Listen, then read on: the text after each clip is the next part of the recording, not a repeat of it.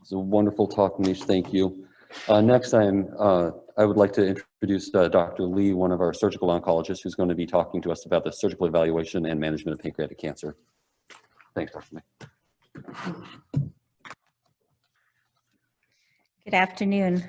Thank you, Dr. Lin, Dr. Eng, for inviting us to talk about surgical evaluations of surgical management of pancreatic cancer. So it'll be a little break from all the previous talk. This is purely clinical.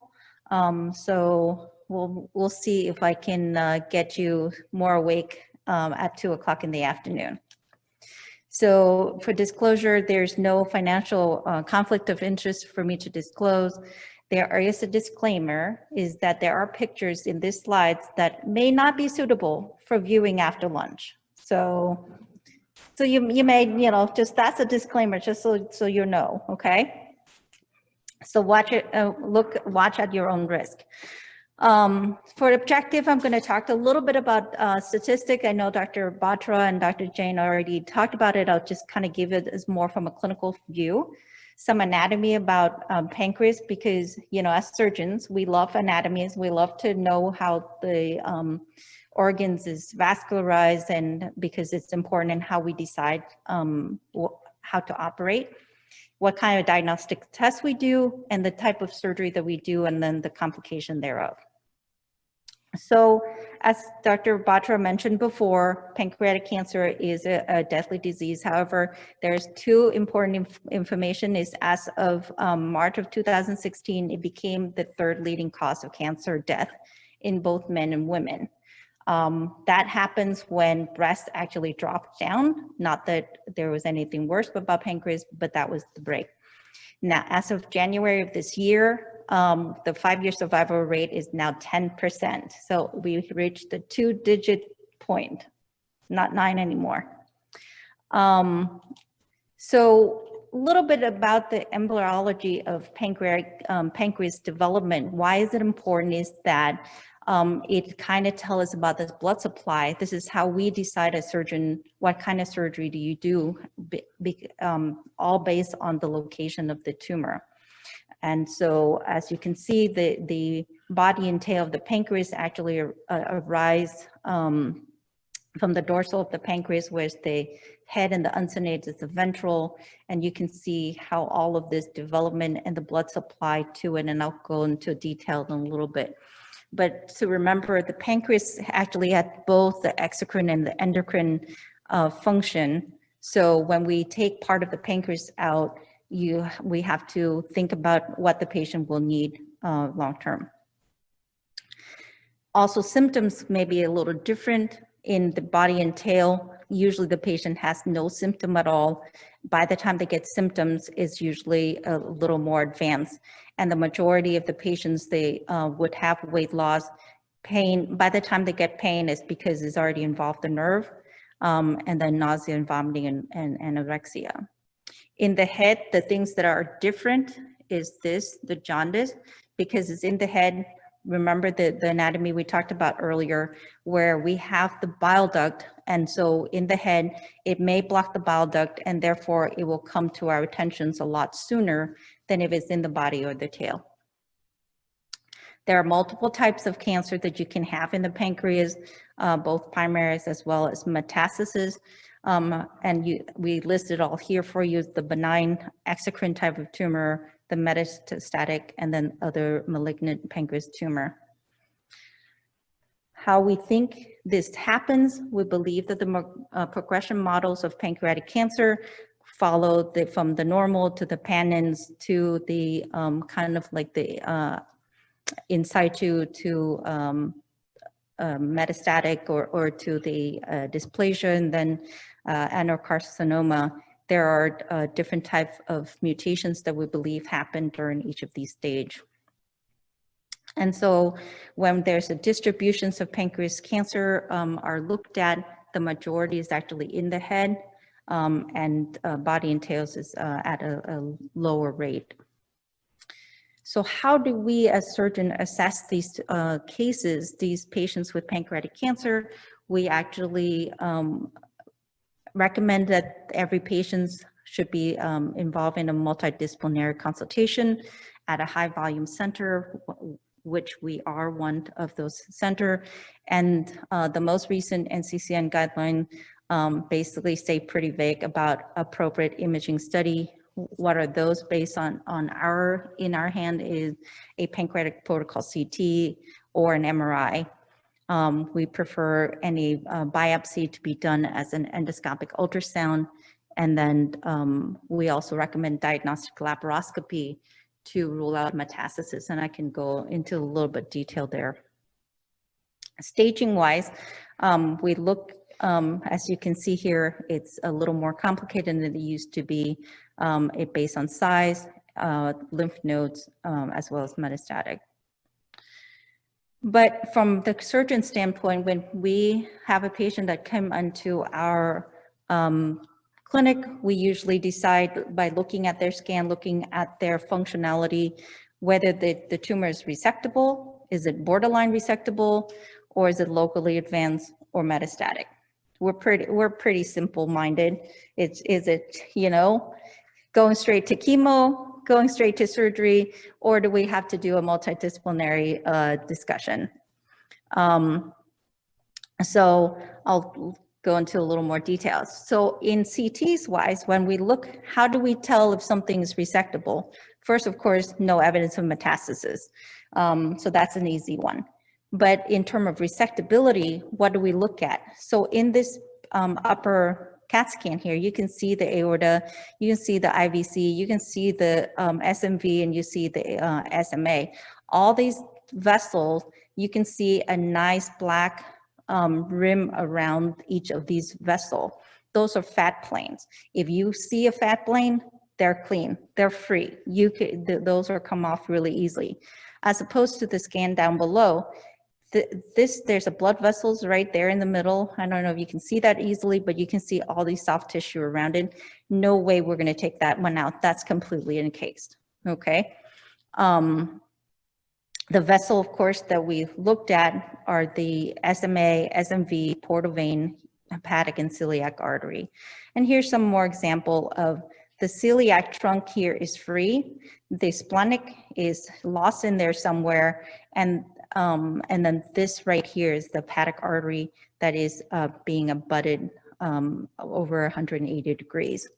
And right here is another celiac that actually got completely encased as well. Now, why diagnostic laparoscopy? Even though these days our CAT scans, our MRIs are exquisitely sensitive and has very high resolution, it still cannot pick up these tiny little nodules or these plaques that you can see. This is actually the diaphragm, and these white spots are carcinomatosis. These are cancer that we can see just plastered on the surface, and these were not picked up on any scans. Or you can see these lesions on the surface of the liver. And we actually see these occult metastases about maybe 10 to 15% of the time, more on our distal body and tail lesions than in the head. So for patient even with resectable on workup, the current guidelines actually say that they can either go straight to surgery, which we used to do that in the past. But these days there are a lot of us actually believe in neoadjuvant chemotherapy, and I think Dr. Clutie will go into more details about that. So what are the type of surgery that we can do? So as I mentioned before, on body and tails, we usually do what we call a distal pancreatectomy, and that's basically divide the pancreas right at the neck. So what's the neck of the pancreas is right that SMV portal confluence. And so anything to the patient's right, which is this side, and anything to the patient's left is this side. And so if it's on this side, then they get a distal panc.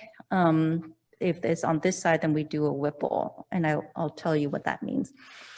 And the body and tail share the same blood supply with the splenic arteries and veins. And so that's why we usually take out the spleen at the same time, is because they drain the same lymph nodes. And therefore, to do a good oncologic surgery, you need to assess all those lymph nodes, and that's why we do what we do. So this is an example of a patient with a mass in the body tail of the pancreas.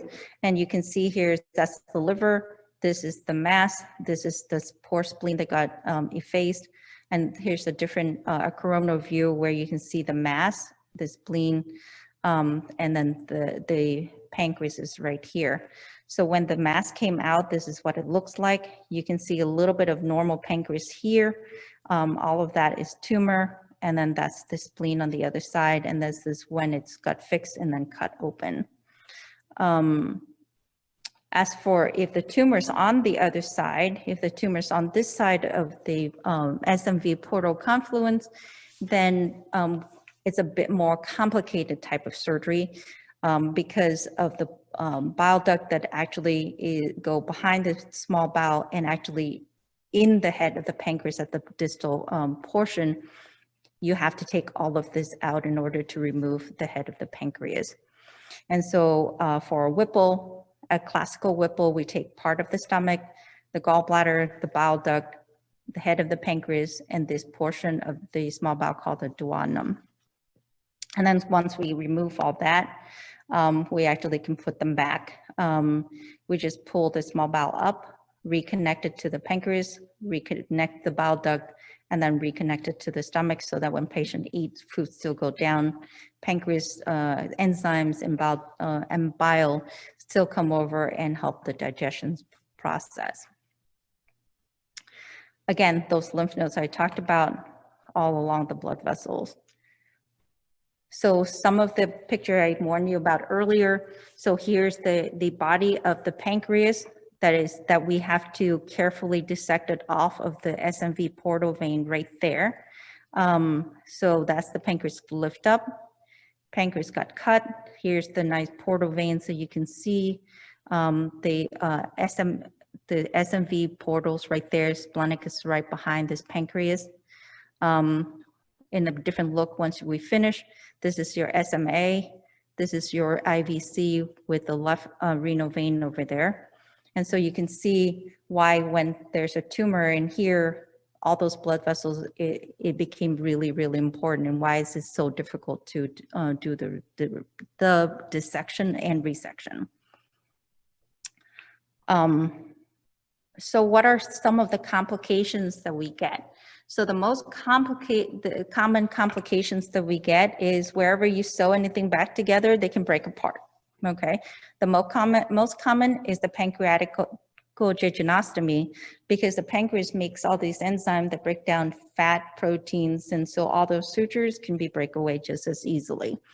Thankfully, usually nothing really happened. We leave a drain in place, and as long as there's a leak, the drains all the fluid away. The body always heals itself. Rarely have to do anything with it. The second one, the patagogies, where you put the bile duct into the small bowel. If that leaked out, you have bowel contaminations. So usually, again, our drains usually take care of it. At most, we actually have to ask our IR colleagues to put a drain through the liver into the bile duct to divert all the bile away, and that helps with the healing process. The only time we actually have to get any patient back to surgery is if where we connect the small bowel to the stomach, if that breakdown, that is a surgical emergency. Thankfully, that rarely ever happened, and so that is not as big an issue. Another catastrophic things that can happen is the gastroduodenal stump blowout, where we cut that artery. If that thing bursts open, it's very, very difficult to control. The only way to do it is get the patient to IR as soon as possible and do a massive transfusion at the time. And so we do everything we can. We tie it off, we clipped it, we sew it, we do everything that we can possibly do to it to make sure it doesn't happen. And then of course, there's other things like delayed gastric emptying and pancreatic insufficiency. What about our mortality? So interesting, so back in the 80s, the mortality for Whipple is really high. It was upward of 18%. In the early 2000s, that got down to about 5%. And these days, if you're at any of the high volume center, the mortality rate for the surgery is less than 2%. And last I checked of our institutions were less than 1%. So important factor for mortality or for these type of surgery is the patient's age. Not that age is something that we automatically exclude them from. Medical conditions, they has to be healthy enough. Their nutritional status has to be the best that they can be. The surgeon's experience and the hospital volume, all of it is because we want to be able to rescue the patients if something goes wrong. I'm almost done. I'm actually down to my last couple of slides, so you should get some of your time back. So outcome after a resection is that, as you can see here, this is purely patients who are actually able to get resection. So as you can see in this slide, if the tumor is really small, it's a T1 stage, and the node is negative, their 5-year survival is much, much better. It's almost 40%. But you kind of wonder, right, that even when it's tiny, it's less than 2%, no lymph node metastasis, they still get tumor recurrence, okay? And if their node is positive, that's worse. And so that's why in these situations, we always recommend chemotherapy, either neoadjuvant or adjuvant, and Dr. Clutie can explain all of that. And then Dr. Lin can talk to you about the radiation portions as to when to do it. The 5-year survival in resectable patients is now upward of 15 to 40%. And the majority of the patients where they get their recurrences in the liver, lungs, and then the peritoneum. And that, I think, is my last slide.